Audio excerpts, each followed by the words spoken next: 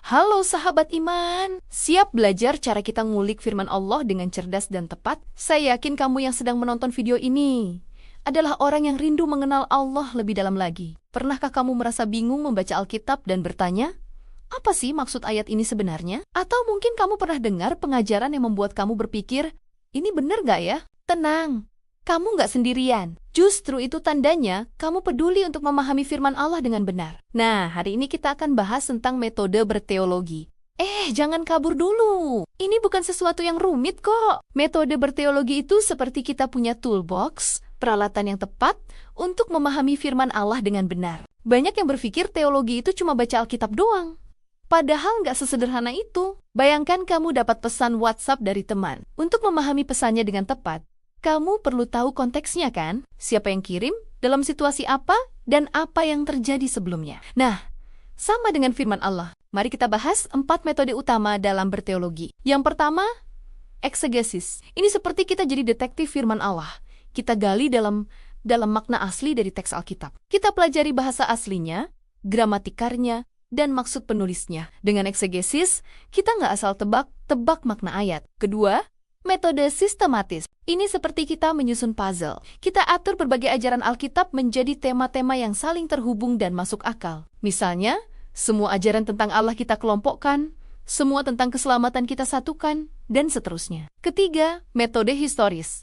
Ini menarik banget. Kita seperti masuk mesin waktu, memahami konteks sejarah dan budaya saat Alkitab ditulis. Kenapa ini penting? Karena Alkitab nggak ditulis dalam ruang hampa. Ada latar belakang, ada situasi khusus yang perlu kita pahami.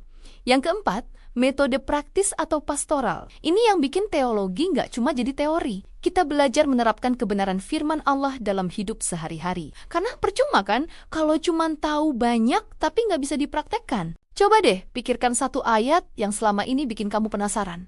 Mungkin ada yang bingung dengan cerita Yunus di perut ikan, atau penasaran dengan makna kitab Wahyu? Tulis aja di kolom komentar, nanti kita bisa bahas bareng-bareng menggunakan metode-metode ini. Ingat ya, metode berteologi bukan untuk bikin kita pusing atau sok pintar. Tujuannya justru supaya kita bisa membedakan ajaran yang benar dan yang salah. Di zaman sekarang, banyak banget informasi dan ajaran yang beredar. Tanpa metode yang tepat, kita bisa kebawa arus yang salah.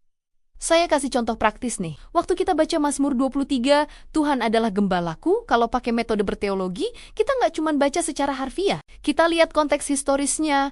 Gembala itu profesi yang sangat penting di zaman itu. Kita pahami maknanya secara sistematis, bagaimana ini terhubung dengan gambaran Allah sebagai pemelihara umatnya. Dan yang paling penting, kita terapkan dalam hidup bagaimana kita bisa percaya pada pemeliharaan Tuhan setiap hari. Jadi sahabat iman, metode berteologi itu seperti kacamata yang membantu kita melihat kebenaran firman Allah dengan lebih jelas. Bukan untuk membuat kita ribet, tapi justru memastikan kita mengenal Allah dengan benar dan hidup sesuai firman-Nya. Nah, gimana? Menarik kan? Kalau video ini membantu kamu, jangan lupa like dan subscribe ya. Share juga ke teman-teman yang mungkin butuh pemahaman ini. Sampai ketemu di video berikutnya. Tuhan Yesus memberkati.